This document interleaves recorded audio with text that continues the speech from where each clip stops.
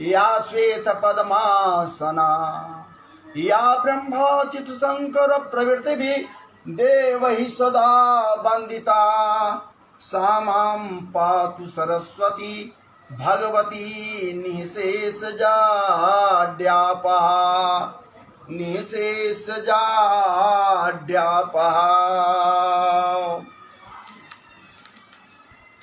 जन्माद्यस्य सच्चिदानन्दरूपाय सच्चिदानन्दरूपाय विश्वोत्पत्त्यादिहेतवे तापत्रय विनाशाय श्रीकृष्णाय वयं नुमः श्रीकृष्णाय वयं नुमः श्रीरामाय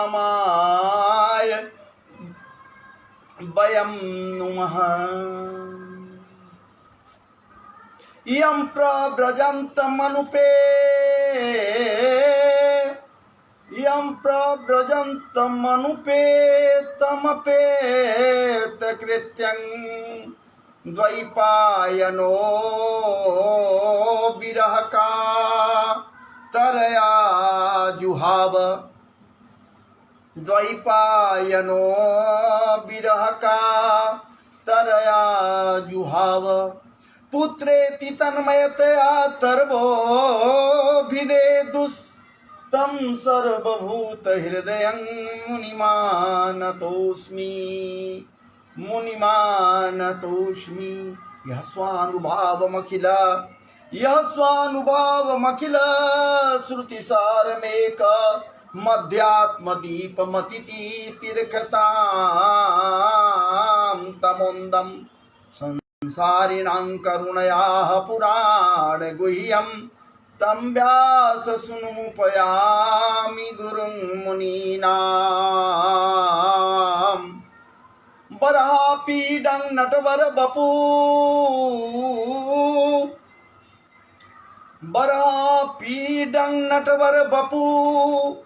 कर्णयो कर्णिकारं बेव्रतवासः कनककपिशं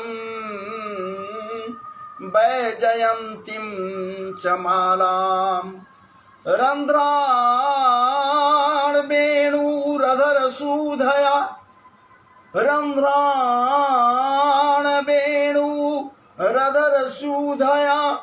पूरयन् गोपबिन्दै वृन्दारण्यं स्वपदरमणं प्राविशद्गीतकीर्ति।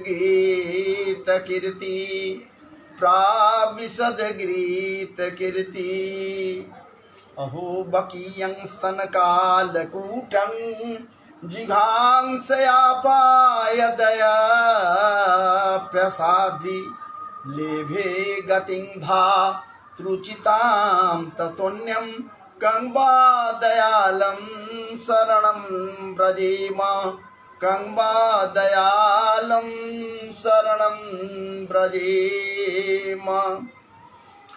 तमद्भुतं बालकमम्बुजक्षणं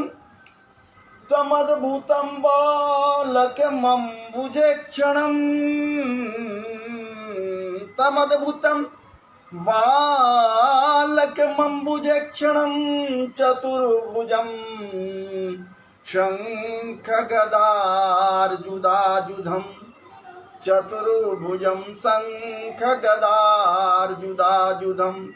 श्रीवत्सलक्ष्मङ्गलसौभकौस्तुभं पीताम्बरं सान्द्रपयोदसौभगं पीताम्बरं सान्द्रपयोदसौभगम्।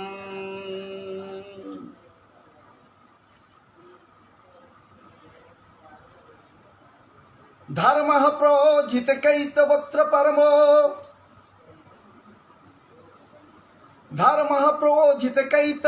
परमो निर्मत्सराणां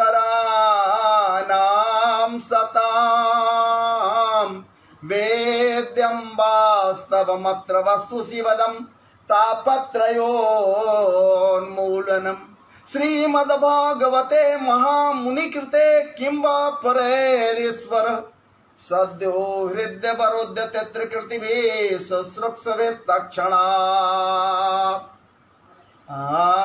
जन्माद्यस्य जतोऽन्वयादितरतस् जन्माद्यस्य जतोऽन्वयादितरतस् जन्माद्यस्य जतोऽन्वयादितरतस् चार्थेष्वभिज्ञस्वराट् तेने ब्रह्म हृदयादिकवये मुह्यन्ति जतसूरयः तेजो वारिमृदां यथा विनिमयो तेजो वारिमृदां यथा विनिमयो यत्र त्रिसर्गो मृषा धाम्ना स्वेन सदा निरस्तकुहकं सत्यं परं धीमहि सत्यं परं धीमहि धर्मः प्रोजितकैतवोऽत्र परमो निरमत्सराणां सदां वेद्यं वास्तवमत्र वस्तु शिवदं तापत्रयोन्मूलनम् श्रीमद्भागवते महामुनिकृते किं वा परेरीश्वर सद्यो हृदयवरोध्यते त्रिकृतिभिः शुश्रूषवेस्तक्षणात्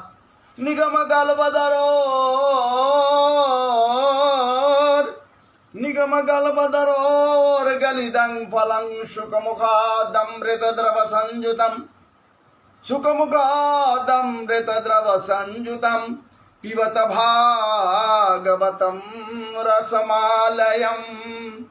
पिबत भागवतं रसमालयं मुहुरहो रसिका भुवि भावुका मुहुरहो रसिका भुवि भावुका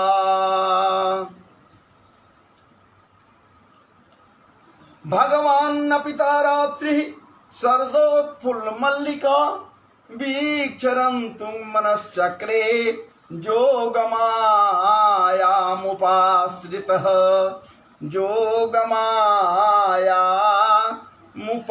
जोगमायामुपाश्रितः जय जय श्री राधारमण जय जय नवल किशोर जय गोपी चितचोर प्रभु जय जय माखन चोर ब्रजे वसन्तं नवनीतचौरं गोपाङ्गणानां चतुकूलचौरं श्रीराधिकायां हृदयस्य चौरं चौराग्रगण्यं पुरुषं नमामि नारायणं नमस्कृत्यं नरं चैव नरोत्तमं देवीं सरस्वतीं व्यासं ततो जयमुदीरयेत्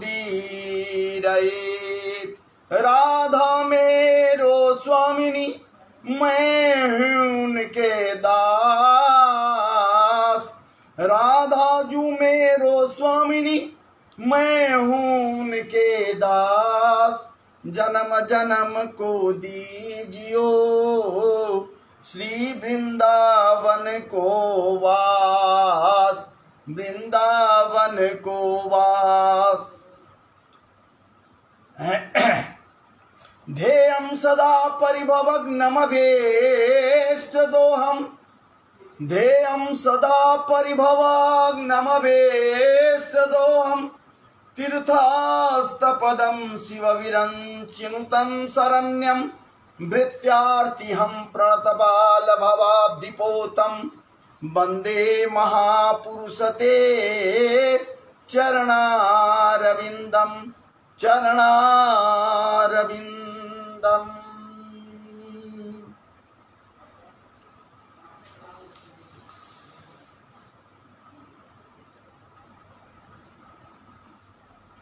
मनोजवं मारुततुल्यवेगं मनोजवं मारुततुल्यवेगं जितेन्द्रियं बोधिमतां वरिष्ठं वातात्मजं वानरजोत्थमुख्यं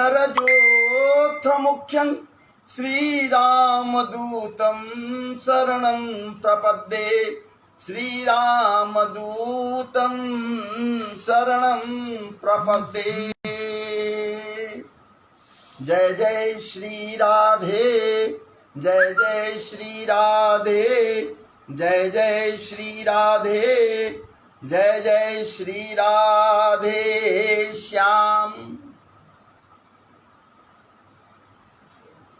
भागवत जी भगवान की जय, भागवत महापुराण की जय, वाङ्मय ब्रह्म की जय, अक्षरमय ब्रह्म की जय, शब्दमय ब्रह्म की जय, वाक्यमय ब्रह्म की जय, कथामय ब्रह्म की जय।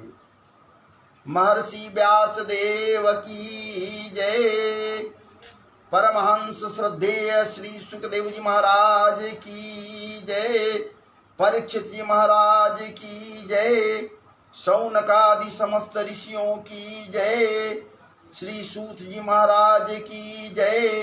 सनक सनंदन सनातन सनत कुमार की जय। देवर्षि नारद भगवान की जय। देवर्षि नारद भगवान की जय। मैत्रेय मुनि की जय। सब संतन की जय, सब भक्तन की जय, सब लोगन की जय, सब देवन की जय, संत समाज की जय, असंत समाज की जय, विद्वत समाज की जय, कृष्ण प्रेमाकांक्षी जनों की जय, कृष्ण कृपा कांक्षी जनों की जय, भगवत कृपा कांक्षी जनों की जय, भक्तिमती माताएं और बहनों की जय, बाल वृंद की जय, श्रद्धेय वृद्ध जनों की जय, देश के समस्त जनमानस की जय, समस्त ग्रामवासियों की जय, तुर्क तेलपा गांव के समस्त ग्रामवासियों की जय, नगर वासियों की जय। जय जय श्री राधे, जय जय श्री राधे, जय जय श्री राधे श्याम।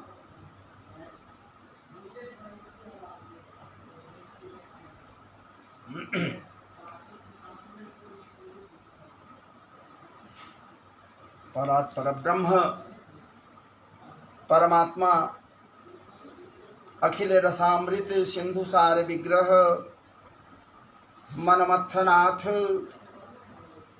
बांके बिहारी मदन मोहन संवरिया सरकार, ब्रजेंद्र नंदन मदन मोहन संवरिया सरकार, वेणु बिहारी, वेणु माधव, वेणी माधव,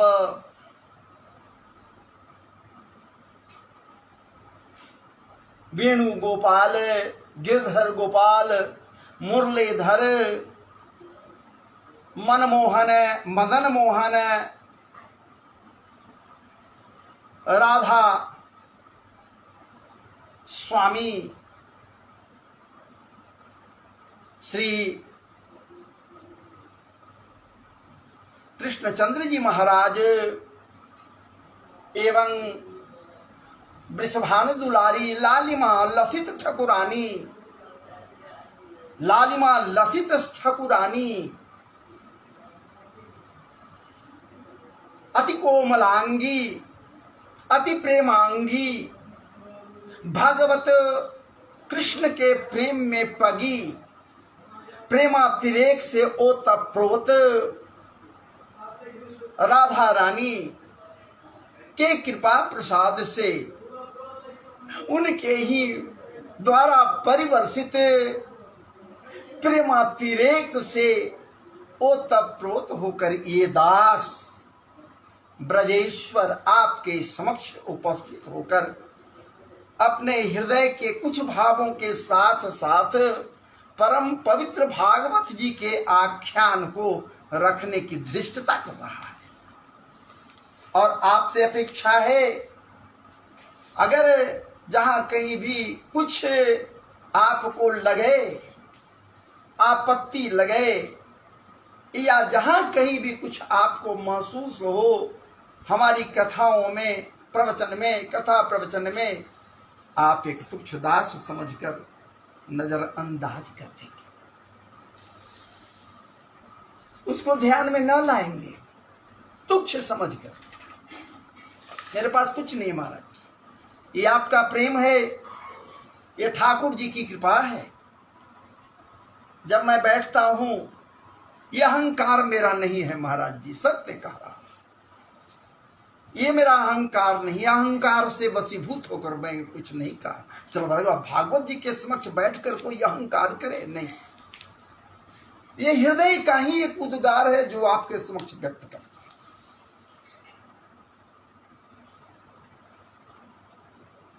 और इस दास को सुनने के लिए आप लोग जो हमसे जुड़े हुए हैं लाइव में, ये क्या कम है क्या? आपकी कृपा, आपका प्रेम ही तो है। हम दोनों के बीच जो प्रेम है, बस वही तो है जो बांध कर आपको भी हमारे समक्ष लाया है और हमें भी आपके समक्ष लाया है, रूबरू कराया है। और उन्हीं की कृपा प्रसाद से कृपामृत को पान करने के पश्चात आपके समक्ष बैठकर श्रीमदत्व संपन्न भागवत जी के परम पवित्र आख्यान को लेकर मैं उपस्थित हुआ हूं। भागवत जी में प्रवेश के पूर्व भगवान नाम का आप संकीर्तन किया, इसके बाद भगवान नाम का संकीर्तन ही नहीं किया, बल्कि आपके कर्ण रंध्रों को पवित्र करते हुए भागवत जी के परम पवित्र कुछ श्लोकों को भी महाराज जी ये दास डालने का प्रयास किया आपके कर्ण रंध्रों में, ताकि हृदय में जाए, श्रवण करें, मनन करें। जब तक श्रवण करे और मनन न करे महाराज जी, तो कथामृत पान करने से क्या फायदा? तब तो बात वही हो जाएगी, इस कान से सुनो, इस कान से निकालते चले जाओ। नहीं भैया, ऐसा मत करो, ये गलत हो जाएगा। भागवत जी की कथा को या कोई भी कथा जो परम पवित्र कथा है, उसका पान करो हृदय से और अपने कर्ण रंध्रों से उसको पान करो, कर्ण रंध्रों से हृदय में ले जाओ, जहां वो परिपाक होगा, जहां वो कंसीव होगा, जहां आप उसका हृदय में मंथन करोगे। मैं भी मंथन करूंगा कि मैं क्या कहा, आप भी मंथन करोगे कि महाराज जी क्या कहिन, और उसको जब मंथन करते करते करते करते बिलोड़ने लगोगे तो महाराज जी नवनीत निकल पड़ेगा, वो कंसीव हो जाएगा।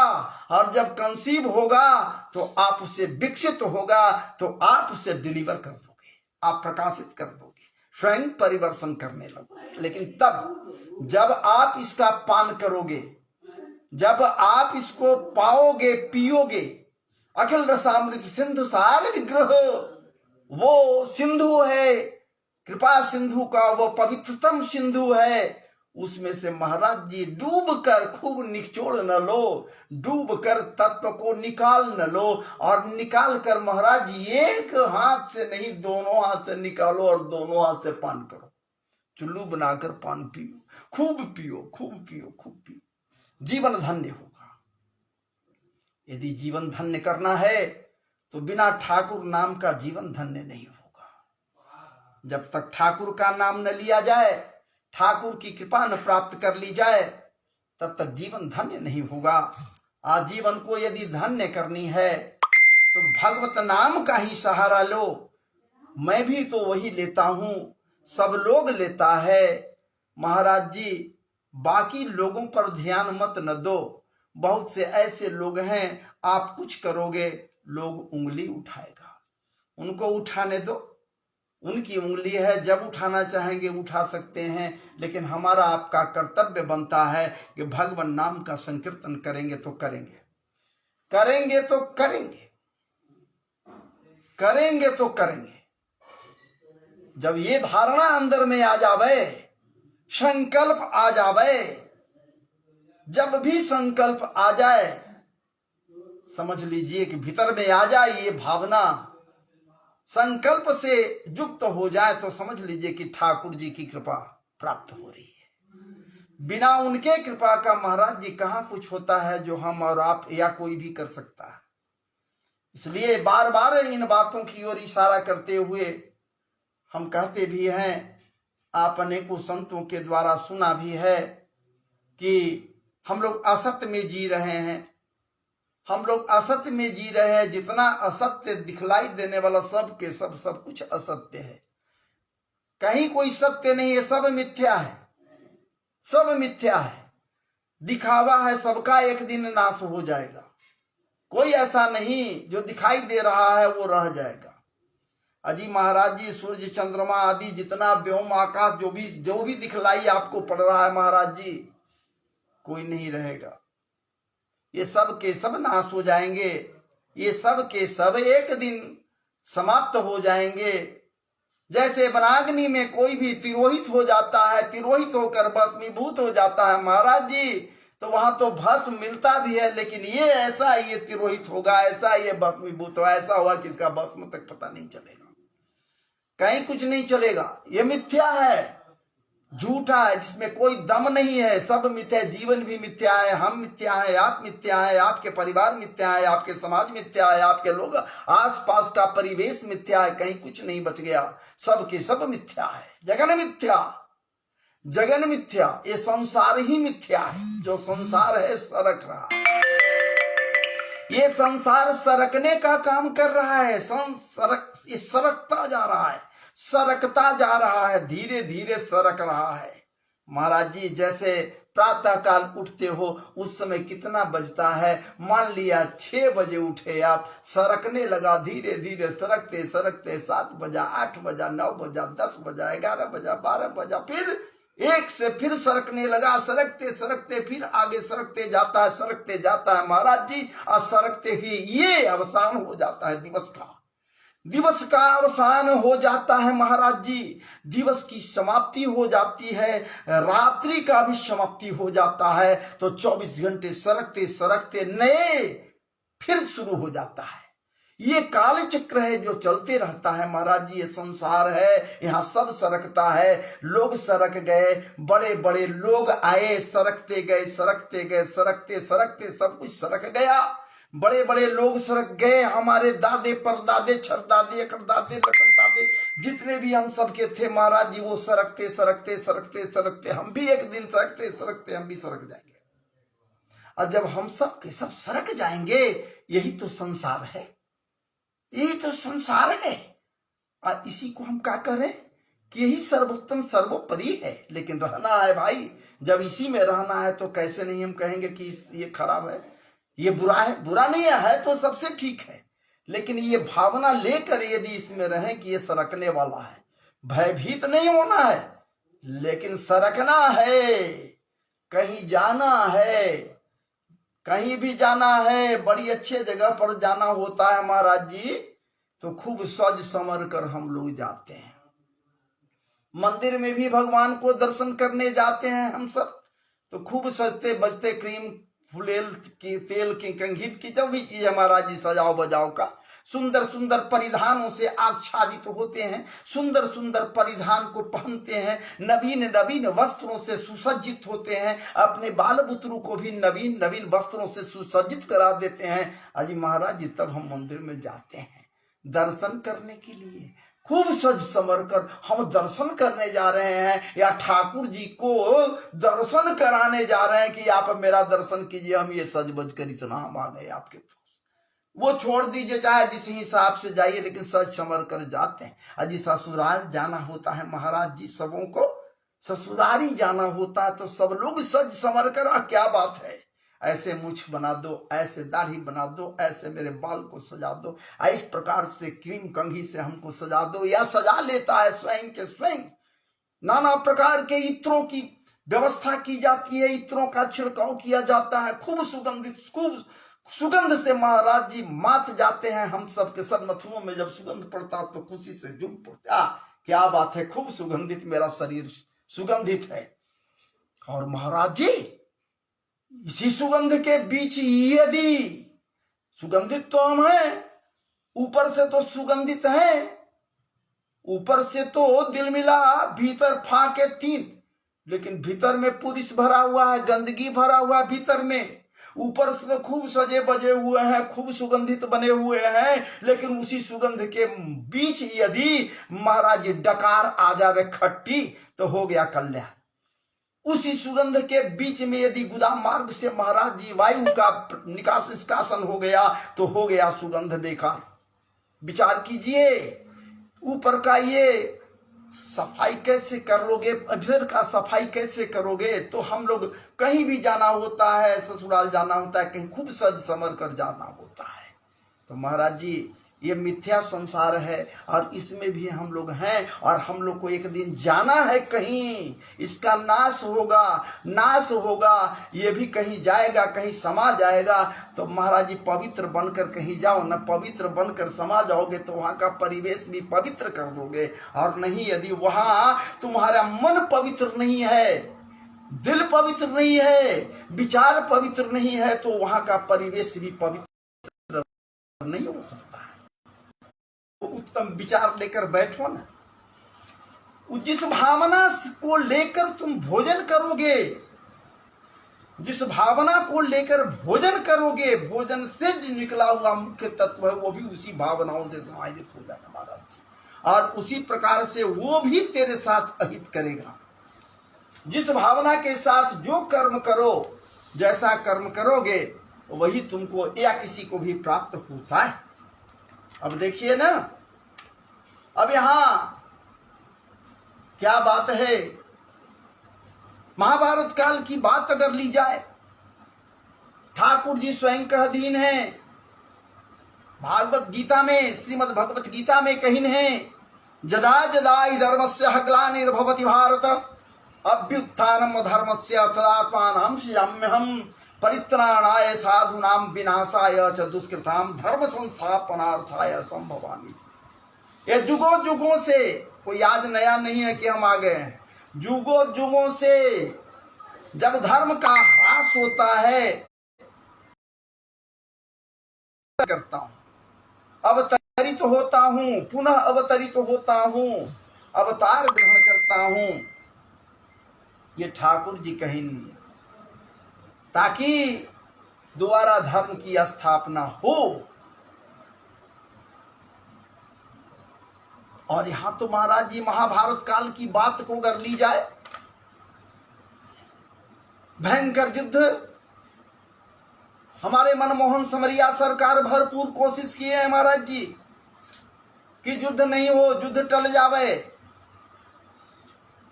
युद्ध ना हो, शांति दूत बनकर आ गए इसीलिए कि युद्ध ना हो। वो नहीं चाह रहे, कतई नहीं चाह रहे हैं कि युद्ध हो चुके, वो जान रहे हैं, उनको पता है क्या क्या होगा।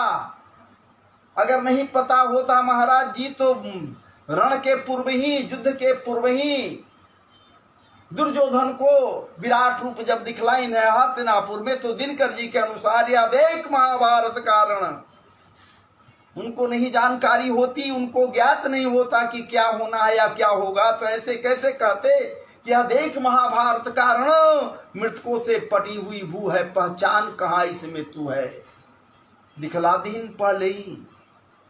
या देख महाभारत कारण मृतकों से पटी हुई भू है, पहचान कहाँ इसमें तू है। अंबर में कुंतल जाल देख, पद के नीचे पाताल देख, मुट्ठी में तीनों काल देख, मेरा स्वरूप विकराल देख। सब कुछ तो दिखलाती है ठाकुर जी, लेकिन भरोसा जब उसको अपने आप पर नहीं है तो भला ठाकुर जी पर भरोसा रहेगा। इसलिए महाराज जी किसी पर भरोसा करने के पहले अपने आप पर भरोसा करना सीख जाओ, अपने आप पर भरोसा करना ठीक जाओ, ठीक हो, शुद्ध हो जाओगे, अपना भरोसा करना शुरू कर दोगे, भरोसा करना चाहोगे, कर लोगे या करोगे तो निश्चित है कि सामने वाले पर भी भरोसा करोगे। माहौल क्या था महाराज जी, विचार कीजिए। तो शीर्षक आपको हम दिया है, उस पर द्रौपदी के 5 पुत्रों का वध कैसे हुआ। तो आइए भागवत जी क्या कह रहे हैं, हुआ ये महाभारत की कथा नहीं है। महाभारत में गहराई से खूब गहराई से कथाएं ली गई हैं या कही गई हैं, लेकिन जहाँ तहाँ का कुछ दृष्टांत देते हुए हम लोग आगे बढ़ते हैं।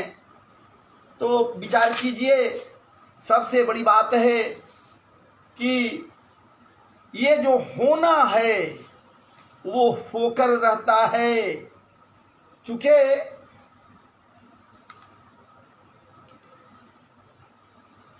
ये परमहंसों की संहिता जो है भागवत जी को कही गई है, परमहंसों की संहिता है।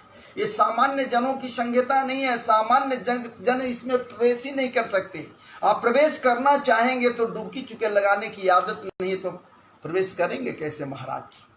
इसलिए इसके सुनने मात्र से, श्रवण मात्र से, अजी सुनना तो दूर हुआ महाराज जी, यदि मन में विचार आ जाए कि फलाने जगह पर भागवत की कथा हो रही है, मुझे सुनने जाना है, सुनने जाना है, मात्र विचार करने मात्र से, मन में संकल्प बना लेने के मात्र से ही वो परमात्मा हृदय में बंदी हो जाता है।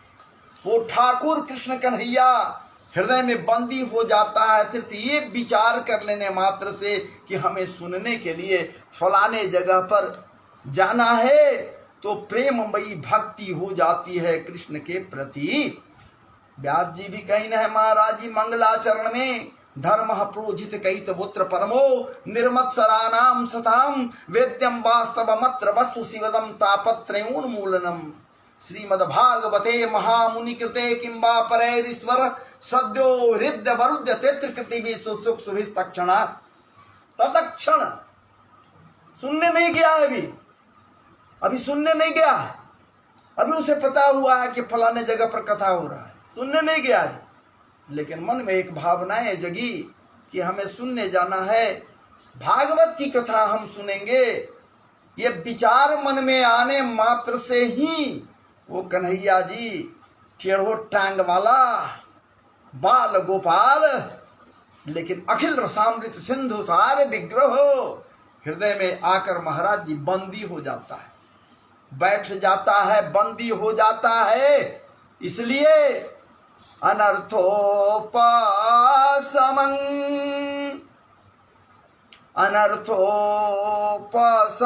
साक्षात् भक्ति योग मधुक्षजे। अनर्थोपशमं साक्षात् भक्ति योग मधुक्षजे।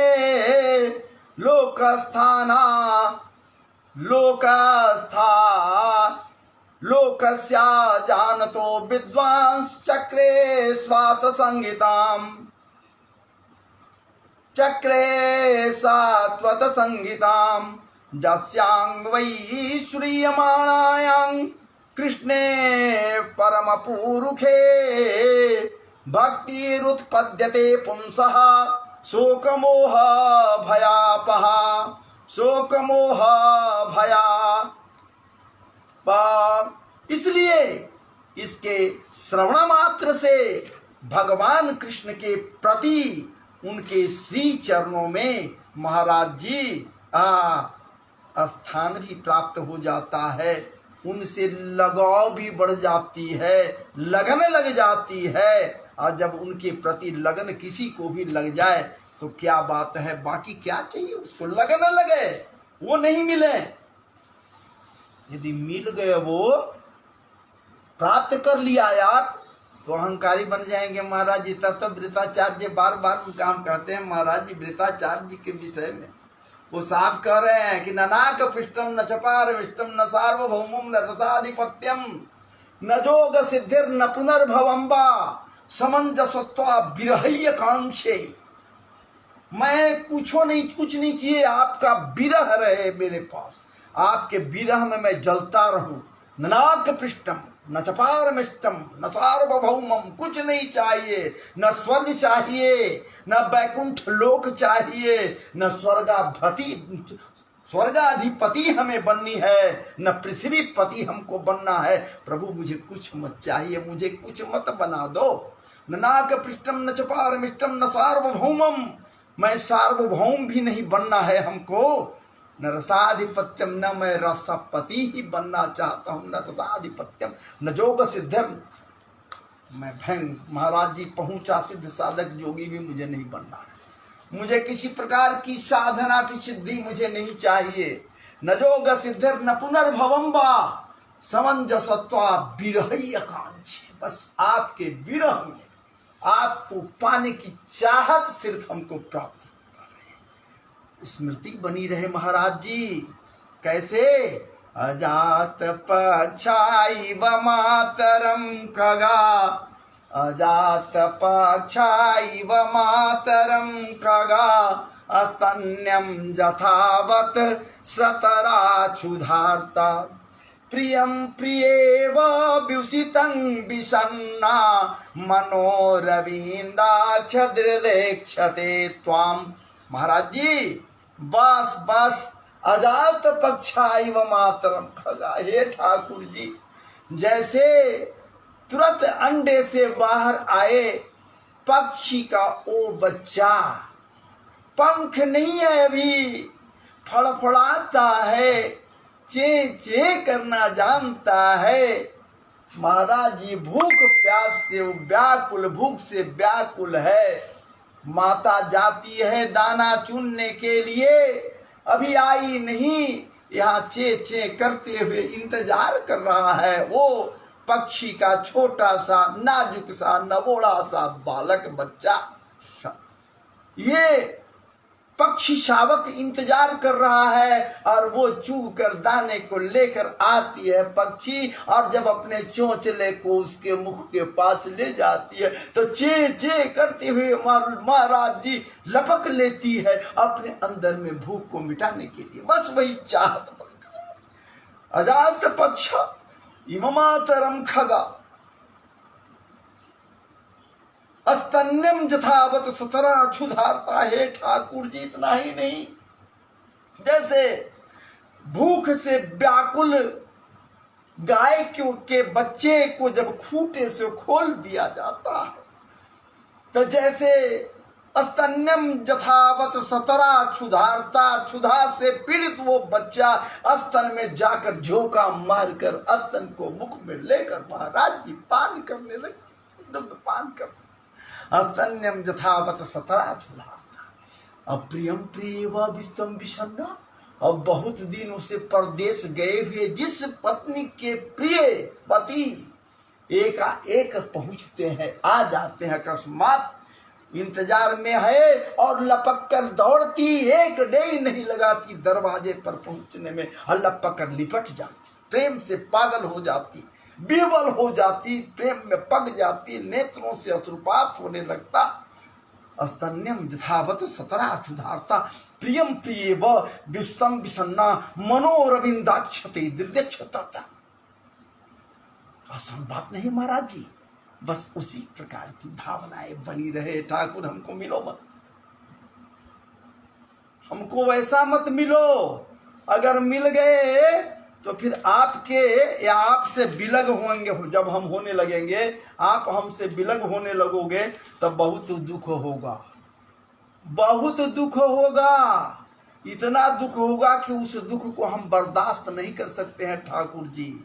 इसलिए कि ममो तमसलोक जने सुसख्यं संसार चक्रे भ्रमतः स्वकर्म भी, अपने कर्मों के मुताबिक ठाकुर जी मैं जिन जिन जोनियों में 84 लाख जोनियां हैं, मैं जिन जिन जोनियों में जाऊं, बस वहां सिर्फ आपकी याद बनी रहे, याद ताजा रहे, स्मृति बनी रहे। जड़ भरत के सदृश्य, जड़ भरत के सदृश्य के मृग जोनी में जन्म लेने के पश्चात मृगा में आसक्ति होने के कारण भरत जी को, महाराज जी मृग बने हुए भरत को पूर्व जन्म का पूरा विवरण याद था, भूले नहीं थे, स्मृति बनी थी। ब्राह्मण कुल में जाने के बाद उस मृग के मृत्यु के पश्चात जब ब्राह्मण कुल में ये भरत जी, जड़ भरत जी गए तो वहां भी उनको पूर्व जन्मों की स्मृति बनी हुई है और उसके अनुसार कर्म किए महाराज जी, कर्म करते गए।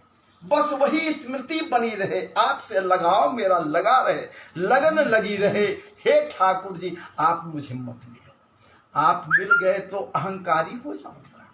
यही भावना पांडवों का भी है महाराज जी, यही भावना पांडवों का भी है, यही भावना उनके भक्तों का होना चाहिए। जो जो भक्त, जिन जिन भक्तों के हृदय में यही भावना रही, महाराज जी फिर क्या है, कहना क्या है, फिर कहना क्या है। अब विचार कीजिए ना, विचार कीजिए ना, वो जिसको अहंकार था अपने बल पर, अपने पौरुष पर, या फिर अपने गदा पर, या फिर अपने महाराज जी वज्र बने शरीर के ऊपर, माता के कृपा से वज्र बने शरीर के ऊपर जिसको अहंकार था, उसे भी काल कबलित होना पड़ा, उसे भी काल कबलित होना पड़ा। महाभारत समाप्त है महाराज जी, समाप्ति के कगार पर है, सब मारे जा चुके हैं। 11 अक्षौहिणी सेना है महाराज जी कौरवों का, और लगभग 7 अक्षौहिणी सेना है पांडवों का। बस महाराज जी पांडव बच गए, और कौरवों की ओर से मात्र 3 आदमी बचे, बाकी सब के सब जय से राधे राधे हो चुके हैं। कृतवर्मा बचे हैं, इसके बाद में कृपाचार्य बचे हैं, और अश्वत्थामा बचा है। 3, मात्र 3 बचे हैं, सारे के सारे 11 अक्षौहिणी सेना। अजी महाराज जी 11 अक्षौहिणी सेना क्या, जितने पापी हो जाते, 11 नहीं 11,000 अक्षौहिणी सेना भी होता तो महाराज जी ठाकुर जी के कृपा प्रसाद से सबका नष्ट होगा। पापियों का नाश को नाश करने के लिए ही तो इनका अवतार हुआ था। जो पाप कर्म में सदैव निरत रहता पापी ही तो है, जो भगवान का नाम नहीं लेता पापी तो ही है। भगवान का जब नाम जहां लिया जाता है, उनका संकीर्तन किया जाता है, वो कहता है कि मैं स्वयं भगवान हूं। द्वापर में भी एक हुआ भगवान, द्वापर में भी एक स्वयंभू भगवान हो गया था, नाम तो जान ही रहे होंगे आप, पौंड्रक। द्विविध बांदर कुछ माया को जानता था। काशी नरेश आदि जो उस समय के मतलब पापी लोग थे, दुराचारी लोग थे, उनका उस पर प्राप्त था आशीर्वाद, हाथ था। वे अपने को कृष्ण कह दिया, अहम ब्रह्मास्मि, मैं ही ब्रह्म हूं, मैं सत्य हूं। और सामने वो जो कृष्ण बना फिर रहा है, वो छलिया ग्वाला, वो सत्य कृष्ण नहीं है, वो दुराचारी कृष्ण है, वो छद्मधारी कृष्ण है। भगवान वासुदेव श्री कृष्ण को छद्मधारी करता है, वो पौंड्रक। आज तो न जाने कितने कृष्ण बने फिर रहे हैं, आज तो न जाने कितने भगवान बने फिर रहे हैं, जो कहते हैं कि हम ही तो भगवान हैं। महाराज जी आज इतने भगवान बन गए हैं जिसके विषय में क्या कही जा सकती है, कहना भी ठीक नहीं है। पग पग पर भगवान मिल जाएंगे, ज्ञानवान मिल जाएंगे, ज्ञानी मिल जाएंगे। महाराज जी अपने कंप्यूटर को जगाओ न, यही तो ज्ञान का सागर है। ठाकुर जी भेजे न, मेमोरी में हर चीज भर दी है, बस जगाने की बात है, एक्टिवेट करने की बात है। कौन एक्टिवेट करेगा? गुरु एक्टिवेट करेगा, ज्ञान अमृत का पान करेगा, ज्ञान रूपी चाबी से कीबोर्ड पर जब चलाएगा ये एक्टिवेट हो जाएगा। ब्रेन रूपी कंप्यूटर जब एक्टिवेट हो जाएगा महाराज जी, तब देखिए क्या पाते हैं आप, क्या लोग पाएगा। हम कहते हैं कि याद आ गया, कैसे याद आ गया? पहले से मेमोरी है तब ना याद आ जाएगा जी, है? बालपन में ही डाल दिया गया, जन्म के पूर्व डाला गया है। माता पहले एक्टिवेट करती है, चुचक मुख में लगाती है, तब चुभुर चुभुर दुग्ध पान करना सीखता है, एक्टिवेट माता गुरु बनकर कर रही है। बाद के समय में गुरु के रूप में महाराज जी ज्ञान की गंगा बहाने वाले लोग उसके जीवन में आते चले गए, एक्टिवेट होता चला गया। अगर सही गुरु है, उत्तम गुरु मिला, तब उत्तमोत्तम चीजों को एक्टिवेट करेगा। यहाँ जो भरा हुआ है, यहाँ सब तरह का चीज भरा हुआ है। नहीं महाराज जी दुराग्रह से वो तब प्रोत जो गुरु मिलेगा तो वही चीज को एक्टिवेट करेगा जो आपको दुराग्रही बना दे, पापी बना दे। है पाप और पुण्य दोनों भरा हुआ है, एक्टिवेट करना है। जैसा जो मिलेगा एक्टिवेट करने वाला, वैसा ही वो एक्टिवेट करेगा। पिता भी गुरु बनकर आया, वो संस्कार उत्तम संस्कार को एक्टिवेट कर दिया तो उत्तम संस्कारी उसका संतान बन जाता है। यदि उत्तम संस्कार को रूपी चाबी से उसको एक्टिवेट नहीं किया कीबोर्ड से महाराज जी, तो उत्तम संस्कार उसको नहीं मिलता है, फलतः वो बर्बाद हो जाता है। कहने का मेरा मतलब है कि सब कुछ तो प्राप्त हो गया है ठाकुर जी की कृपा प्रसाद से। यहां सब नाश हो गया, सब बर्बाद हो गया, समाप्त हो गया। मात्र 3 बचे, चूंकि अभी और कुछ बाकी बातें होनी है, इसलिए 3 बच गए, नहीं तो उनका भी नाश हो जाता। इधर 5 उधर 3, और कहां कोई बचा? 2 और बचे, धृतराष्ट्र और गांधारी। चूंकि गांधारी के द्वारा कुछ और होना है, वो इसीलिए बची है। पुत्रों के मरने के बाद, 100 पुत्रों के मृत्यु के बाद, आज माता उस खबर को सुनने के बाद भी महाराज जी जीवित बची है, तो इसलिए बची है। उसको समझ रही है कि जिसके कारण आज मेरे पूरे खानदान, पूरे परिवार 11 क्षणी सेना के साथ मारा गया, उसको भी श्राप देंगे। इसलिए और धृतराष्ट्र को पता है कि भीम की गदा से मेरा प्रिय पुत्र का जंघा टूटा है।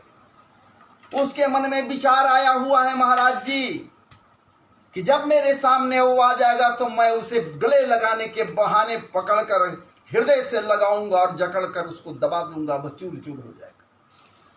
वास्तविकता है, ये सत्य है महाराज जी। युधिष्ठिर धृतराष्ट्र के पास अमीय बल है, सामान्य बल भी बलवान नहीं है।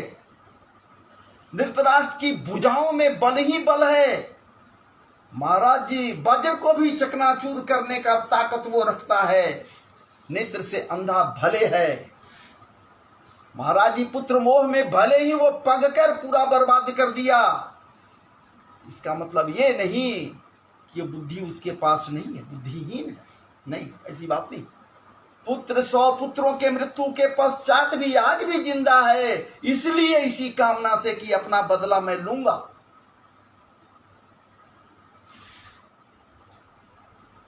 और ठाकुर जी को श्राप देने के लिए गांधारी तत्पर है। अब विचार कीजिए, वहां लथपथ पड़ा हुआ है वो जिसका शरीर वज्र का है, वो जिसे माता का आशीर्वाद प्राप्त है, वो जिसके जंघाओं पर महाराज जी माता का कृपामृत का परिवर्तन नहीं हुआ, जंघा ढका हुआ है, इसलिए नेत्र रूपी कृपा नेत्र से जो कृपामृत बरसे वो उस पर नहीं गया। वज्र का नहीं बना, पूरा शरीर वज्र का बन गया। जहां जहां दृष्टि गई महाराज जी गदा का प्रहार भीम करता, टन टन आवाज करता, चुके वज्र बन गया। ठाकुर जी समझ रहे हैं, कहा ये मारा नहीं जाएगा। हाजी महाराज जनसाधारण को मार दें, ये ठाकुर जी की बात है नहीं। ठाकुर जी किसको मरवाना चाहते हैं, किसको मारना चाहे, वो कहाँ मार रहे हैं स्वयं, वो तो निमित्त है महाराज जी। मारते हैं थोड़े, मारते नहीं है, वो निमित्त हैं। ठाकुर जी हमारे कृष्ण कन्हैया लाल जी महाराज कहाँ शस्त्र धारण किए, कुछ देर के लिए शस्त्र धारण किए, रथ के चक्के को उठा लिए। क्या बात है! देवव्रत के लिए, भीष्म के लिए, भीष्म को मृत्यु प्रदान करने के लिए उस चक्र में महाराज जी इनके सुदर्शन जी का आवेश आ गया। ये बात था, क्योंकि यहाँ भक्त और भगवान की बात थी। भगवान से भक्त कहा था कि मैं आपसे शस्त्र उठवा दूंगा, ये मेरा प्रतिज्ञा है। महाराज जी भक्त के द्वारा प्रतिज्ञा किया गया है। किसके बल पर भक्त प्रतिज्ञा करता है? अपने इष्ट के बल पर प्रतिज्ञा करता है। और यहाँ ये कोई सामान्य नहीं, देवव्रत हैं, गंगा पुत्र भीष्म हैं, जो साधारण नहीं ये प्रतिज्ञा किए हैं। तो ठाकुर जी क्या करें, उनके प्रतिज्ञा का मान भी तो रखना है। इसलिए महाराज जी आवेश, वो चक्र को उठा लिए, रथ के चक्र को उठा लिए, शस्त्र रूप में धारण कर। शस्त्र न होते हुए भी सुदर्शन जी विचार किए, अगर हम नहीं इसमें आवेशित हुए तो अस्त्र बनेगा नहीं। ये शस्त्र तो है नहीं, ये तो चक्का उठाए हुए हैं। यहाँ तो हुआ कि शस्त्र धारण कराना है, नहीं, चक्का शस्त्र थोड़े होता है, शस्त्र वो नहीं है। लेकिन वहां वो कह रहा है कि शस्त्र धारण कराएंगे, शस्त्र आपको उठाना पड़ेगा। सुदर्शन जी विचार किए कि यहाँ मान रखने के लिए हमारे स्वामी जब हमें धारण कर रही ये चक्र को, तो हमें चक्र में को आवेशित कर देना है। चक्र आवेश से आवेशित हो गया, खून से लथपथ पड़ा हुआ है। कौन? वो निर्दयी, वो क्रूर, वो पापी, वो हृदयहीन, वो स्पृहा में रहने वाला, जो कभी निष्प्रिय नहीं बना, वो डाही, वो जलनशील। महाराज जी जो अपने ही लोगों को देखकर जलता है, डाह करता है, ईर्ष्या करता है, उनके विकास को देखकर उसके सीने पर सांप लौटता है। ऐसा वो दंभी, पापी, निर्दयी आज खून से लथपथ पड़ा हुआ है। कहाँ? उस तड़ाग के पास जिसमें छिप कर बैठा था, उस तालाब के पास जहां वो महाराज जी मंत्र के द्वारा घर बना लिया था, जल में एक था, उसको आशीर्वाद मिला और उसमें छिपा हुआ था। लेकिन ये वीर था, वीर नहीं था सो बात नहीं बाहर निकल रहा था। लेकिन भीम के द्वारा ललकारे जाने पर, युद्ध के लिए आमंत्रण करने देने पर, और जब ये कहा गया कि ठीक है तू बाहर और तेरा गदा और जो भी आयुध है तुम्हें दिया जाएगा युद्ध करने के लिए, जब इस प्रकार से उसको आश्वस्त भगवान के द्वारा किया गया, तब वो बाहर निकला। महाराज जी और युद्ध होना प्रारंभ हुआ, भयंकर गदा युद्ध होने लगा। जब हमारे देह के ऊपरी भाग पर, तो गदा युद्ध का नियम है, कटि प्रदेश से ऊपर में ही गदा का वार होता है, कटि प्रदेश से नीचे गदा का वार नहीं होना चाहिए। यदि कटि प्रदेश से नीचे गदा का वार होता है तो गदा युद्ध से का जो नियम है उसके विपरीत बात होती है। जब भी गदा चलाते, भीम मारते, उसके ऊपर तो टन टन आवाजें आती और उस पर ठहाका लगाकर दुर्योधन हंसता कि मार ले, थक जाएगा मारते मारते, फिर भी मेरे वज्र के शरीर को तू विदीर्ण नहीं कर सकता, तोड़ नहीं सकता, मेरा प्राण नहीं हर सकता। इसलिए जितना गदा चलाना है तू मेरे शरीर पर चला ले। महाराज जी गदा के चोट करते करते, गदा का वार करते करते भीमसेन थक गए और मौका पाकर वो भी इनको पछाड़ देता, इनके शरीर पर भी गदा से चोट करता। ये आपको विदित होना चाहिए कि दुर्योधन गदा युद्ध में माहिर था, महारत हासिल किए हुए था। ये बात तय है कि भगवत कृपामृत से ओतप्रोत था भीम, तो उधर बलराम जी के कृपा पात्र था। ये बलराम जी का शिष्य था और गदा युद्ध में माहिर था, गदा युद्ध में महारत हासिल किए हुए था। दुर्योधन परम प्रिय शिष्य था। बलराम जी के विचार कीजिए, आज यहाँ भले ही बलराम जी बड़े बने हुए हैं, लेकिन पूर्व के समय में ये लखनलाल यही तो शेषावतार थे। लेकिन यहाँ द्वापर काल में वो कहें कि नहीं नहीं, हम यहाँ बड़ा बनकर चलेंगे। बड़े हो गए, बलराम जी हो गए। बल की अधिकता राम की तरह, जहां जिनके पास मर्यादा रहेगा वही तो बलराम होगा। ये गर्गाचार्य जी नामकरण के समय इनको बतलाइन थे नंद बाबा को कि बल की अधिकता है, राम के सदृश इसमें विचार होगा, इसे बलराम ही है, इसका नाम बलराम पड़ा। यंग ही रोहिणी पुत्रो। वहां हम नहीं जाना चाहते हैं, नहीं जाएंगे तो फिर बहक जाएंगे। ये कथा ऐसी है महाराज जी कि चलते चलते न जाने किस मार्ग पर लोग चला जाता है, बहक जाता है, बड़ी पकड़ना पड़ता है, तो तब जाकर पुनः वहां हम पहुंचते हैं, कोई भी पहुंचता।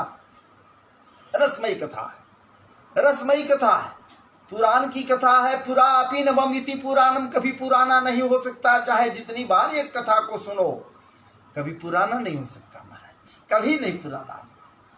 तो विचार कीजिए, थक गए भीमसेन, थक गए, ऐसा प्रतीत होता। ये लोग सब के सब पांडव हतोत्साह हो गए, क्योंकि वहां देखने वाले दर्शक लोग नहीं थे, दर्शक दीर्घा नहीं बनी हुई थी। पांचों पांडव थे वहां। एक तो युद्ध कर रहा था भगवान वासुदेव, समरिया सरकार कृष्णचंद्र जी महाराज थे वहां, जो नटनागर वहीं खड़े थे, देख रहे थे उस युद्ध को। लेकिन वहां बलराम जी नहीं थे, वो तो पहले ही चले गए थे इस युद्ध से अलग होकर। और उस युद्ध को महाराज जी होते हुए दूर से छिप कर देखने वालों में हमें तो लगता है कि 3 व्यक्ति बच गए थे। वो जरूर देखे होंगे इस युद्ध को होते हुए। तब तो उनके अंदर ये क्रोध घर कर गया था कि गलत कृत्य के द्वारा दुर्योधन को मारा गया है, छल के द्वारा मारा गया है। महाराज जी, एक अश्वत्थामा, दूसरे कृतवर्मा और तीसरे कृपाचार्य जी महाराज, जो दुर्योधन के कुलगुरु, हस्तिनापुर के कुलगुरु कृपाचार्य जी महाराज। विचार कीजिए, भगवान समझ गए कि यहाँ ये तो मामला जो है सो गड़बड़ हो जाएगा। अब भीम जो है सो अस्त व्यस्त हो चुके हैं, इनके पास शक्ति अब नहीं बची है दुर्योधन के साथ युद्ध करने के लिए। आज दुर्योधन के शरीर में उत्साह पर उत्साह बढ़ते जा रहा है, टन टन टन टन। और माता गांधारी, शिव भक्तिनी गांधारी का आशीर्वाद भी है। इसलिए भगवान समझे कि यहाँ अब तो कोई मार्ग नहीं है। भगवान को विदित है, उनको जानकारी है कि इसका जंघा है वो वज्र का नहीं है। क्यों वज्र का क्यों नहीं है इसका जंघा? इनको पता है। माता गांधारी इच्छा की थी युद्ध शुरू होने के पहले कि पुत्र एक काम करो। उसको पता था, गांधारी को शिव भक्तनी थी, कि एक दिन युद्ध जरूर होगा, तो क्यों ना अपने पुत्र दुर्योधन के शरीर को वज्र में परिवर्तित कर दूं, वज्र का बना दूं। बोलती है कि ये बेटा देखो, आज तक मैं तुझे देखी नहीं, आंखों पर पट्टी बंधी हुई विवाहित जीवन के बाद से, तो तुझे तो देखी नहीं। आज मैं तुझे देखना चाहती हूं, क्या तुम अपने पूरे शरीर को दिखला सकते हो? दुर्योधन कहा कि माता मैं सज्ज हूं, आपके सामने हूं, मेरे शरीर को देखिए। नहीं नहीं, ऐसे नहीं देखूंगी। तब कैसे देखूंगी? देखेंगी मां, जाओ जमुना में स्नान कर लो, और जमुना में स्नान करने के पश्चात तब तुम मेरे पास स्नान कर करके आओ। लेकिन एक बात याद रखना, अपने शरीर पर किसी प्रकार का वस्त्र मत लेना, निर्वस्त्र मेरे पास आना। जैसे तेरा जन्म हुआ था मेरे कुक्षी से, कोख से जैसे तेरा जन्म हुआ था, मैं जैसे तुझे जन्म दी थी, बस उसी हालत में नग्न नंग धड़ंग मेरे पास आना। दुर्योधन कहा कि माता ये कैसे संभव है? लोग मुझे जब देखेगा तो क्या कहेगा? क्या ये उचित कहेगा, अच्छा कहेगा? ये तो हमको बुरा कहेगा माता। शर्म हया क्या मेरे पास नहीं होगा? गांधारी ये बात नहीं खोल सकी थी। अगर ये कह देती कि मैं तुझे को देख लूंगी और मेरी नजर जहां जहां तेरे शरीर पर जाएगा तो वज्र का हो जाएगा, तो वो कदापि गलती नहीं करता। लेकिन ये गूढ़ रह गया। महाराज जी, ठाकुर जी की कृपा जो न कर दें, बुद्धि को भी भ्रष्ट करने वाली बुद्धि को भी भ्रष्ट कर देती है। माता सरस्वती के कृपा से ऐसी बात नहीं वो कह सकी। लेकिन इतनी बात जरूर कही कि जाओ उसी ढंग से स्नान करके तुम आओ, कपड़ा शरीर पर मत लेना, वस्त्र मत पहनना, ऐसे ही चले आओ। सोचा कि दुर्योधन की हो सकता है कि मैया हमको कभी देखी नहीं है तो आज हमको उसी हालत में देखना चाह रहे, युद्ध हो नया कौन ठीक है, हम रहेंगे नहीं रहेंगे, बचेंगे नहीं बचेंगे, तो पहले हमको देख लेना चाहती है। ये विचार मन में आते ही दौड़ा दौड़ा जाता है, स्नान करता है जमकर गंगा जमुना में, और स्नान के पश्चात जब वहां से चलता है महाराज जी, मार्ग में एकाएक ठाकुर जी की नजरें पड़ती है कि अरे राम ये क्या हो रहा है, ये तो जा रहा है, शुरू हो गया है इन लोग का धंधा, नंगा जा रहा है, हरम में ये जा रहा है नंगा, महल में अंतपुर में जा रहा है, माता गांधारी के पास। अंतर्जामी भगवान सब समझ गए, सब जान गए कि जैसे ही वो शिव भक्तनी देखेगी गांधारी, इसका पूरा शरीर वज्र का हो जाएगा, फिर इसे कोई कुछ नहीं कर सकता। नजदीक गए, कहीं के रे ये क्या ये क्या ये क्या ये क्या। जैसे ही दुर्योधन इनको देखा, अपने गुप्तांगों को छिपाने के लिए हाथ से प्रयास किया आगे के महाराज जी, अपने गुप्तांग पर हाथ तलहथी को रखा, सर्व से झुक गया। ठाकुर जी किन के रे दुर्योधन, अरे भैया ये तू क्या कर रहा है? क्या तुमको जरा सा भी शर्म और हया खत्म हो गया कि नंगा स्नान किया और नंगा तुम इधर आ रहा है और हमको देखकर गुप्तांग को छिपा रहा है?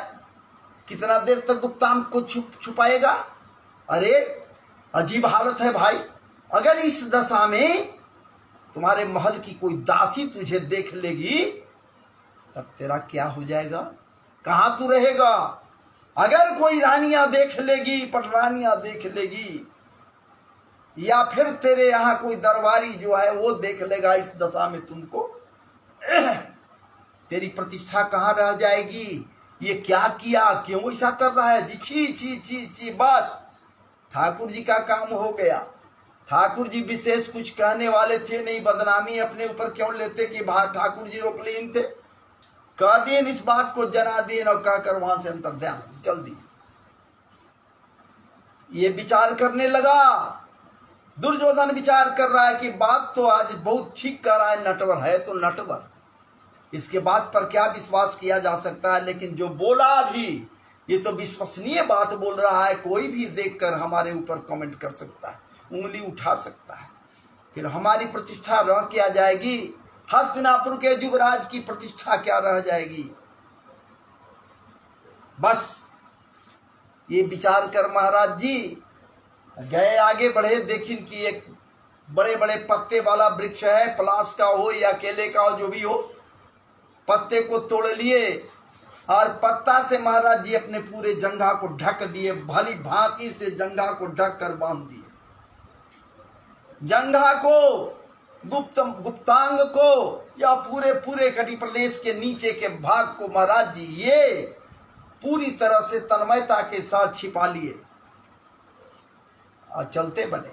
कोई नहीं अब मार्ग में टोक रहा है, चूंकि नंग धड़ंग तो है नहीं। लोग जानता है कि ये भी पूजा पाठ कभी कभी कर लिया करता है, इसलिए हो सकता है कि इस हालत में जा रहा है पूजा पाठ करने के लिए। युद्ध होना है तो युद्ध के पहले ही करना चाह रहा होगा। नहीं बोला लोग कोई। ये अंतपुर में गया, माता के कक्ष के बाहर से ही बोला, माता हाँ बेटा आ गया। वो तो आंख पर पट्टी बंधी रहती थी, वो थोड़े खोल कर देखती थी किस हालत में आया है। हाँ बेटा आ गया, तो हाँ। स्नान कर लिया बेटा? तो हाँ माँ स्नान तो कर लिए। शरीर पर कोई वस्त्र भी है क्या? सत्य बोला। नहीं माता, शरीर पर कोई वस्त्र नहीं है। सत्य बोलना भी चाहिए, माता से झूठ कैसे बोलेगा? है? अब माता से आजकल काल में माता से महाराज जी सबसे पहले झूठ बोलता है लोग। पिता से पहले झूठ बोलता है, माता पिता से पहले आज के लोग झूठ बोलते हैं। चाहे जिस जो हो जाए उससे कोई मतलब, झूठ तो बोलबे करेंगे। मिथ्याचारी आज बने हुए हैं हम सब के सब। झूठ बोलना जरूरी है। समाज से झूठ बोलेंगे जरूर, परिवार से झूठ बोलेंगे जरूर। महाराज जी कोई ऐसा नहीं है जिससे झूठ ना बोले लोग। एक समय था वो जब झूठ बोलने के लिए महाराज जी की झूठ बोलो झूठ बोल लो, झूठ बोलने के लिए लोग उसको महाराज जी अनेक प्रकार से लोग दिया करते थे। एक समय था कि झूठ बोलने के लिए बाध्य किया गया था, बाध्य किया जाता था कि तुम झूठ बोलो झूठ बोलो झूठ बोलो, और वो कहता था कि नहीं हम सत्य बोले। सोचिए, एक वो समय था कि सत्य बोलने के लिए तत्पर सदैव रहता, झूठ बोलना उनके लिए कठिन था, झूठ बोलना नहीं चाहते। ये प्रमाण, ये दृष्टांत वहां का दिया महाराज जी, जहां हाथी के नाम पर द्रोणाचार्य अश्वत्थामा बधो हतो वा अश्वत्थामा हतो नरो वा कुंजरो। महाराज जी झूठ बोला गया, झूठ तो था नहीं, आधा झूठ आधा सच था। क्योंकि भीम के द्वारा वो कुंजर मारा गया था, हाथी मारा गया था गदा की चोट से, अश्वत्थामा नाम था। तो अश्वत्थामा हतो नरो, पहले बोल दी हिम धीरे से, वो धीरे से कस कर बोले नरो, ताकि वो सुन ले कि हाँ नर। युधिष्ठिर से कहा गया था झूठ बोलने के लिए, बाद में धीरे से बोली कुंजर, जिसको नहीं सुन सका, कोई बाजा बज गया, बस हो गया काम। धृष्टद्युम्न के कटार से काट दिए गए, धृष्टद्युम्न के कटार से महाराज जी अश्वत्थामा काट दिए गए। कटार चल पड़ी, उनके गले के ऊपर दो भाग में रुंड और मुंड अलग हटकर गिर गए। यही तो होते गया है महाभारत में, विचार कीजिए। यहां भी तो यही हो रहा है, टन टन चल रहा है। अब वहां देखती है गांधारी, पट्टी खोलकर तो ये क्या किया, अरे जहां जहां दृष्टि गया सब वज्र का हो गया। बेटा ये क्या किया था, जंघा पर तुम पत्ता बांधे हुए रहे। माता ये तो थोड़े हम किया है, तुम वस्त्र कोई नहीं रोकी थी, वस्त्र नहीं है, पत्ता के लिए तुम रोकी नहीं थी, लाज शर्म हमको नहीं था क्या? तो जा बेटा, अब हम क्या कर सकते, जा, नियति का जो विधान है वही तो होगा। वज्र नहीं हुआ महाराज जी, इस बात को ठाकुर जी जान रहे थे। चल रहा है युद्ध भयंकर, द्वंद्व चल रहा है, गदा युद्ध चल रहा है। अश्वत्थामा दुर्योधन और भीमसेन के बीच में खूब गदा युद्ध भयंकर चल रहा है। ठाकुर जी समझ गए कि अब दूसरा उपाय नहीं, बस हो गया। धीरे से महाराज जी ताल ठोक दिए जांघ पर, एक बार दो बार। भीमसेन देखा युद्ध करते हुए, विचार किए कि ताल क्यों ठोक रहे हैं भाई। सोचे कुछ देर के लिए, बलवान है, पहलवान है महाराज जी। फिर भी वो सोचने बैठ के लिए सोचने लगे कोई क्षण के लिए कि आखिर बार बार, और उनके सोचते सोचते में महाराज जी एक बार नहीं कितने बार गदाओं का चोट इसके शरीर पर, भीमसेन के शरीर पर गदाओं से चोट कर दिया वो। लेकिन वो समझ गए, ठाकुर जी हमें गदा का चोट जंघा पर करने के लिए कह रहे हैं। समझ गए, ताल ठोकने का मतलब एक बार दो बार तीन बार, जब ताल ठोके समझ गए, बात यही हुआ। पहले से ही मन भन्नाया हुआ था, इसलिए कि चोट पर चोट, चोट पर चोट, गदा चोट से इसको घायल करते जा रहा था। भीमसेन को क्रोध चढ़ी हुई थी।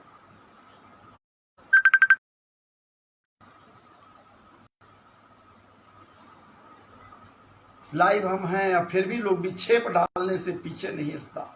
अरे भाई क्यों मेरे पास कॉल कर रहे हो? कोई सुरेश सिंह है, फोन कर रहे हैं इस समय, लाइव जाकर सुनो।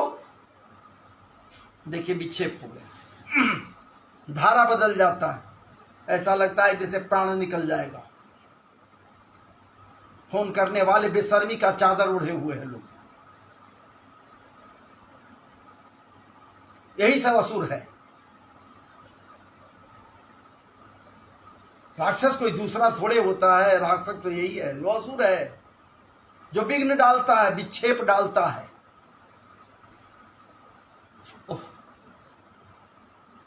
बस क्या था महाराज जी,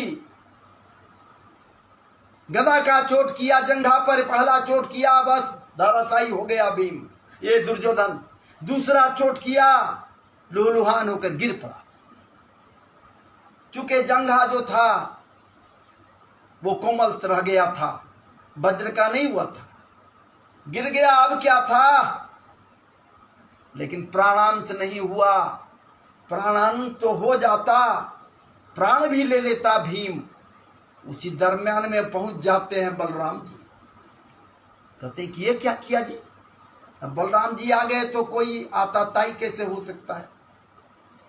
बल के दिखता है लेकिन राम का संस्कार है, नटवर नहीं है। कि गलत हुआ है, गदा युद्ध का जो नियम है उससे अलग हटकर ये जंघा पर वार किया है। कटी प्रदेश के नीचे जंघा से वार के पर, या कटी प्रदेश के नीचे गदा युद्ध में गदा से वार नहीं किया जाता। अनेकों प्रकार से समझाने का, पूरा बोलने का प्रयास किए, लेकिन महाराज जी ठाकुर हमारे नटवर नागर नंदा शमरिया सरकार बलराम जी को शांत समझा बुझाकर शांत कर। ये लोग सब वहां से चले आए, छोड़ दीन। अब तो कुछ कर नहीं सकता था, लूहलुहान गिरा हुआ है, प्राण तो पखेरु उड़ा नहीं है। अब जान रहे कि अब इसका प्राण बचेगा भी नहीं, इतना चोट हुआ है। ये लोग वहां से आ गए और बहुत से ऐसे थे जिनका तर्पण वगैरह ये सारी काम में लग गए। संध्या हो रहा था, संध्या तो हो ही गया था, युद्ध समाप्त हो गया था। अब उसी दरम्यान में अश्वत्थामा, कृपाचार्य और कृतवर्मा ये तीनों आ गए दुर्योधन के पास। कहीं की ये जो होना था से बड़ा गलत हुआ, ऐसा नहीं होना, चिता आदि आदि अनेकों प्रकार की बातें हुई। और भीमसेन ये अश्वत्थामा कहीं की मित्र, मैं तेरे इसका बदला लेने के लिए तत्पर हूं, सज हूं।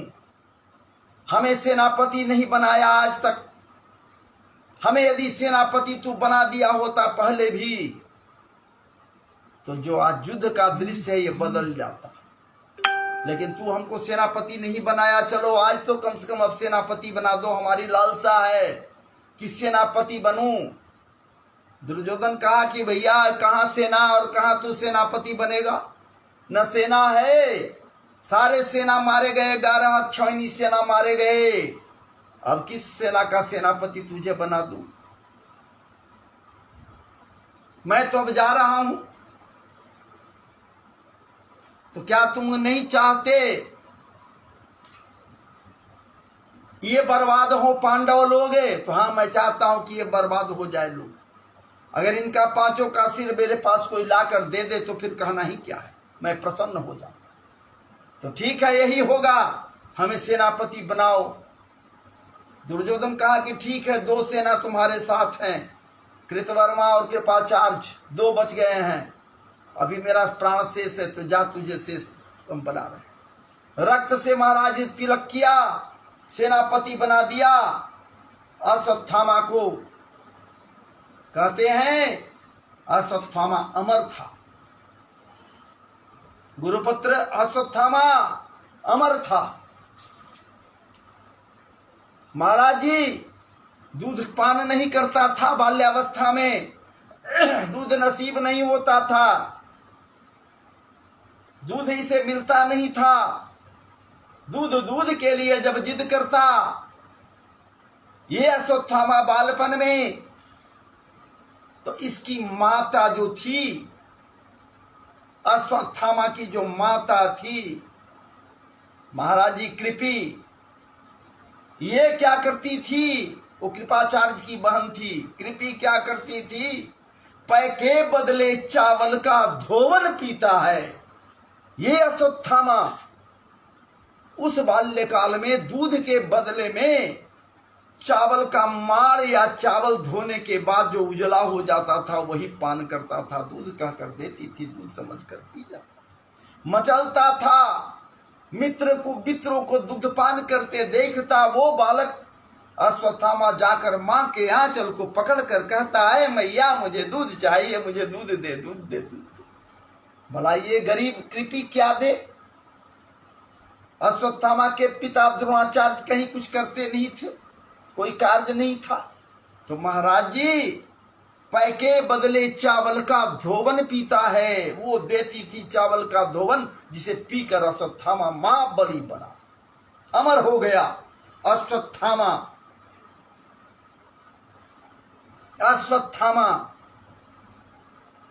जो 7 चिरजीवी है उसमें अश्वत्थामा भी है महाराज जी। तो खैर वहां नहीं जाएंगे। ये कहा कि घबराइए नहीं, अब देखिए हम क्या बदला लेते हैं। जाते हैं आज सोए हुए में रात में 5 पांडव के सिर काट कर हम लाकर आपको देते हैं। प्रसन्न हो जाते हैं। दुर्योधन प्रसन्न हो जाता है कि वाह मित्र, तू ऐसा यदि कर दे तो नरक भी मुझे स्वर्ग लगने लगेगा। यदि मारकर उनके सिर को काट कर मेरे सामने लावेगा तो।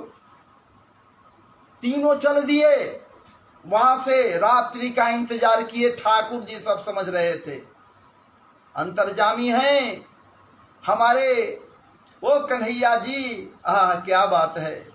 बंसी विभूषित करा नवनीर दावात, पीतांबरा दरुण बिंब फलाधरोष्ठात्, पूर्णेन्दु सौंदर्य मुखाधर बिंद नेत्रात्, कृष्णात् परम किमपि तत्त्वमहं न जाने। वो सांवले सलोने संवरिया सरकार कन्हैया जी अंतर्जामी क्या नहीं जान रहे हैं महाराज जी?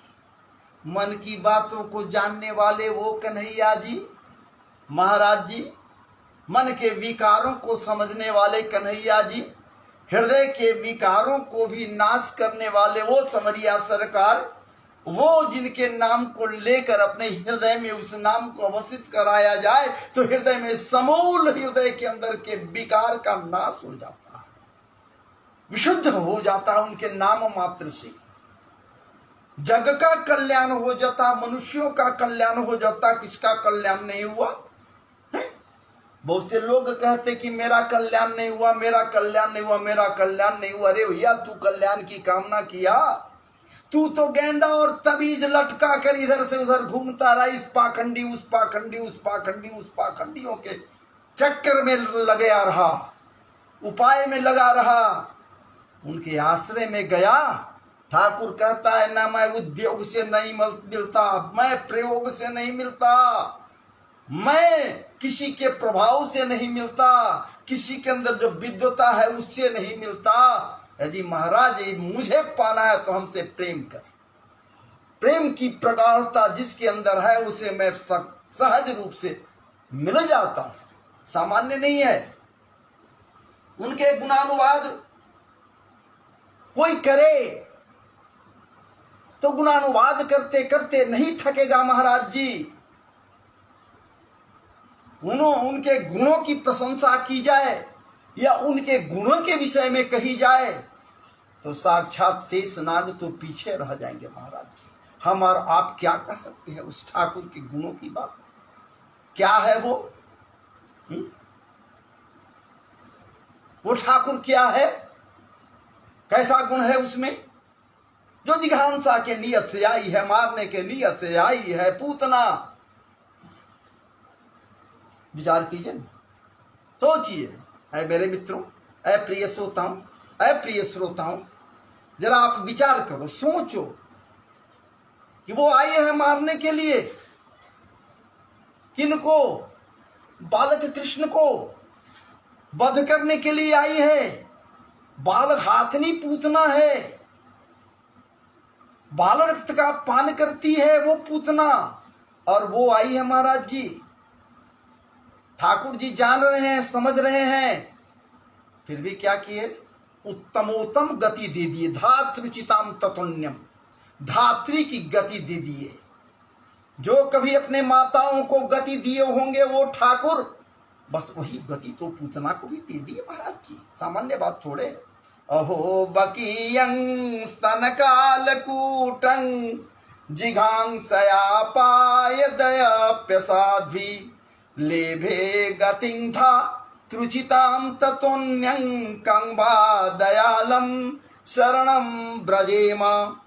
वो पूतना जो बाल घातनी है महाराज जी, उसको उत्तमोत्तम गति से वो अलंकृत कर दिए ठाकुर जी। नेट बदलते हैं, बदला जाएगा तब ना।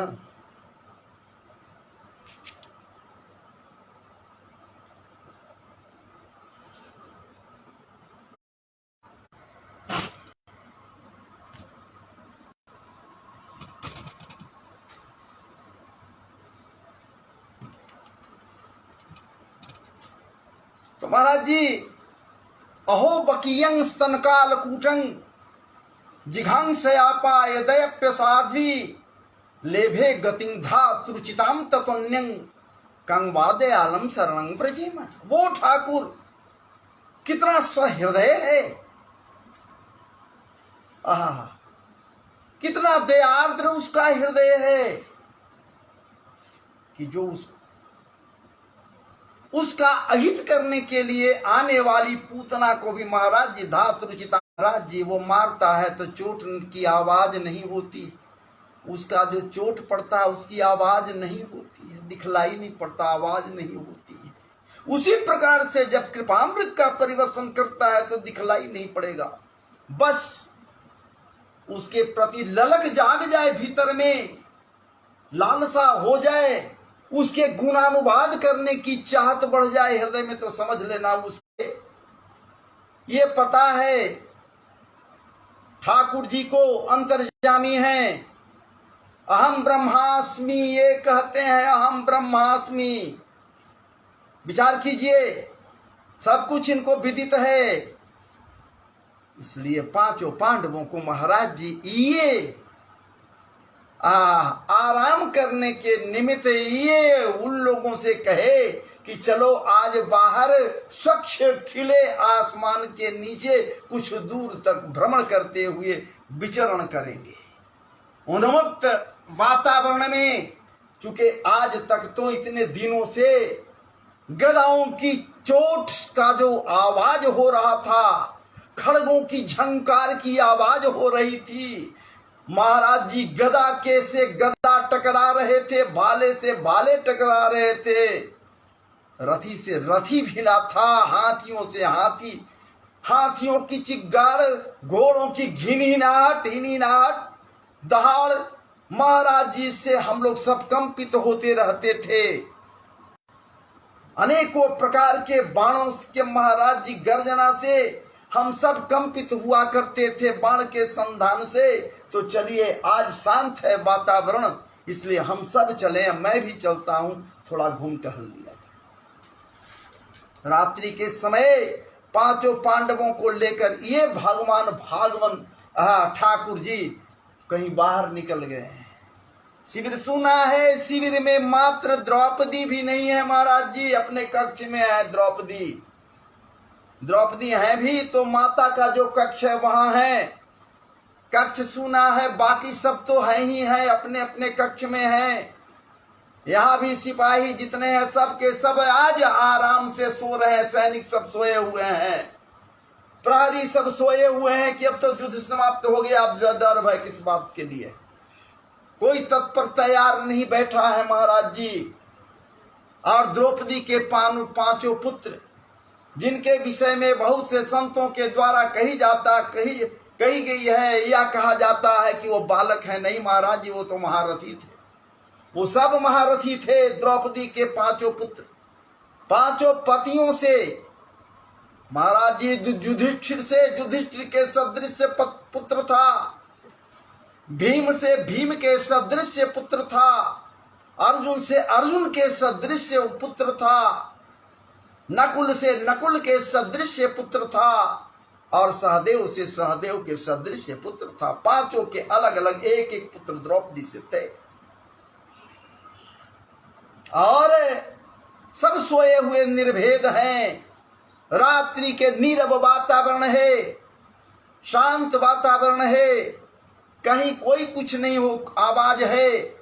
धीमे पांव से धीरे धीरे काल बढ़ते आ रहा है। इन पांचों पांडवों के पास, पांचों द्रौपदी के पुत्रों के पास काल बढ़ते आ रहा है, मृत्यु बढ़ते आ रहा है दबे पांव, लेकिन कहीं कोई जगह प्रहरी, उसका अंत हो गया।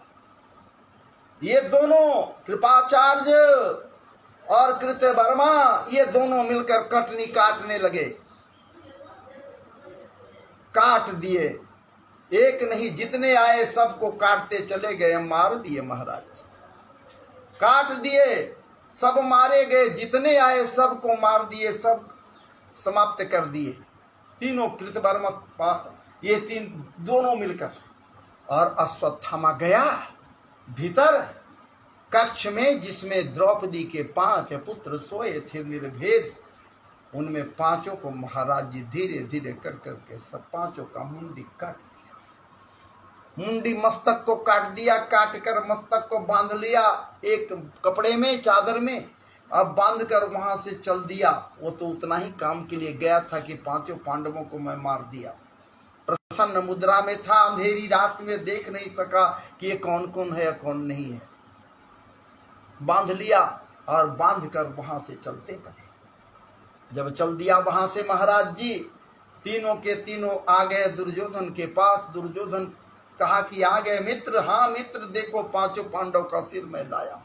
प्रसन्न हो गया, प्रसन्न हो गया महाराज जी। आह क्या बात है मित्र, तू आज मित्रवत कार्य किया है, मेरा चित्त की प्रसन्नता 4 गुनी बढ़ गई। वाह, चलो एक काम करो, उसमें से जो भीम का मुंडी है वो हमको लाओ, बड़ी हमको सताया, बड़ी मार वही मेरा जंघा को तोड़ा है, लाओ उसके मुंडी से आज मैं भी इसी उसको भी चकनाचूर कर दूं। महाराज जी कटे हुए मुंडी भीम के पुत्र का था, बड़ा था, उसको उठा लिया। अश्वत्थामा दुर्योधन के हाथ में लिया हाथ में मुंडी को लेकर महाराज जी हल्का सा दबाव दिया, वो चुन्नी चुन्नी हो गया। 10,000 हाथी का बल उसको भी है, दबाया। महाराज जी हजारों हाथी के बल वाला दुर्योधन जब अपने बाजू से, अपने हाथ से दबाया उसको, तो चुन्नी चुन्नी हो गया सहज में। कहा कि नहीं, तुम गलत बोल रहे हो, ये भीम का मुंडी नहीं है, इसका मतलब है कि तुम भीम के पुत्र का मुंडी लाया है, भीम के पुत्र का मुंडी लाया, सब दिखाओ। सबको देखता है महाराज जी, तो कहा क्या बात, सब बच्चों का ही मुंडी है, सारे पुत्र जो उनके थे उनका ही मुंडी है, और पांचों पांडवों का मुंडी नहीं है। महाराज जी सीने पर मुक्का मारा और कहा कि अरे पापी, अरे दुष्ट, ये तू क्या किया, अब तो मेरे कुल में हम लोग को जलांजलि देने वाला भी नहीं छोड़ा, किसी को, सबको तुम नाश कर दिया, तो बचाव हमारा कौन की जलांजलि भी हमें देगा। बस महाराज जी ये गम जो सताया दुर्योधन को, प्रसन्नता पहले आई, गम बाद में आया, और उसके गम के प्रभाव से महाराज जी इसका प्राणांत हो जाता है, दुर्योधन का अंत हो जाता है। तो इस प्रकार से जैसा कि शीर्षक है महाराज जी, शीर्षक के मुताबिक आज आपको इस प्रश्न का भी उत्तर मिल गया। और एक कथा जो था, जो शीर्षक के अनुसार, उस कथा को हम आपके समक्ष लेकर आए थे और उपस्थित हुए थे, रखे थे। उस कथा को भरपूर जहाँ तक बना कोशिश किया, खूब बढ़िया से रखें। बाकी आप लोगों के ऊपर निर्भर करता है कि आपको प्रसन्नता हुई या नहीं, आप इस कथा को प्रसन्न किए या नहीं। कथा रस की जो परोसाई की गई ये महाराज जी सुस्वादु व्यंजनों की भांति सुस्वादु लगे या नहीं, ये तो आप समझ लो भैया। बाकी तो इस दास की ओर से जो परोसाई किया गया है, जो मेरे साथ जुड़े हुए परम परम मित्र हैं लोग, इनको खूब खूब हृदय से महाराज जी अभिनंदन है, वंदन है। आप सबों से मेरा पुनः आग्रह होगा करबद्ध कि आप मेरे चैनल रा कृष्णा को सब्सक्राइब करें। रा कृष्णा RAKRISHNA RAKRISHNA रा कृष्णा, या फिर यूट्यूब के पर जाएं, मेरा नाम वहाँ डाल दें BRAJESHWAR ब्रजेश्वर MISHR। फिर सुन लीजिए BRAJESHWAR ब्रजेश्वर MISHRA। बस इसको आप सर्च करें, ओके करें, तो जो चैनल खुलेगा रा कृष्णा के नाम से खुलेगा। आप उसको सब्सक्राइब कर लीजिए महाराज जी, और सब्सक्राइब करने के बाद बेल आइकन है उसमें उसको दबा दीजिए। बेल आइकन को दबाने के बाद ऑल वाला पर सिलेक्ट कर दीजिए। जब ऑल वाला पर सिलेक्ट कर देंगे तो जितना वीडियोज है, जितनी कथाएं हैं, सब आपके सामने पूरे पहले वाले तो आ ही जाएंगे, चाहे लाइव हो या वीडियो हो। और आगे भी जो जो मैं लाइव भी रहूँगा, यूट्यूब पर आऊँगा, तो आपको पहले नोटिफिकेशन मिलेगा। मैं तो आज फेसबुक पर हूँ, इसको मैं डाउनलोड कर दूँगा, अपलोड कर दूँगा। कोशिश करूँगा कि ये यूट्यूब पर चला जाए, लेकिन मैं वहाँ से डायरेक्ट आता हूँ, तो वो उसमें आप डायरेक्ट आ जाएंगे, सब्सक्राइब करेंगे तो वहीं से आपको हमारी कथा सुनने को मिलेगा। और इस प्रकार से महाराज जी आप सब्सक्राइब करें, और यदि पसंद आवे हमारी कथा तो लाइक एक जरूर करें, एक प्यारा सा कमेंट कर दें। कुछ नहीं महाराज जी, जय जय श्री राधे भी कर दें, यही काफ़ी है। राधा रानी को याद कर दें कमेंट के माध्यम से, या फिर मुझे मार्गदर्शन करें। और अपने आत्मीय जनों के पास निश्चित रूप से, घर के बूढ़ बुजुर्गों के पास इस कथा को निश्चित रूप से शेयर करें, ताकि वो लोग भी सुनकर कृतार्थ हो सकें। तो आइए, अब मुझे विराम लेने का आदेश दीजिए। मैं विराम लेने जा रहा हूँ। हमसे बहुत से लोग जो जुड़े हुए हैं, पुनः आप सबों को महाराज जी अनेकानेक प्रकार से हृदय के अंतरतम गहराइयों से खूब खूब नमन, वंदन, अभिनंदन और खूब सुस्वागत है। जय जय श्री राधे, जय जय श्री राधे, जय जय श्री राधे, जय जय श्री राधे। जय नारायण, जय नारायण, जय जय नारायण। अब मैं विराम ले रहा हूँ महाराज जी, आपके आदेश से। तो चलिए।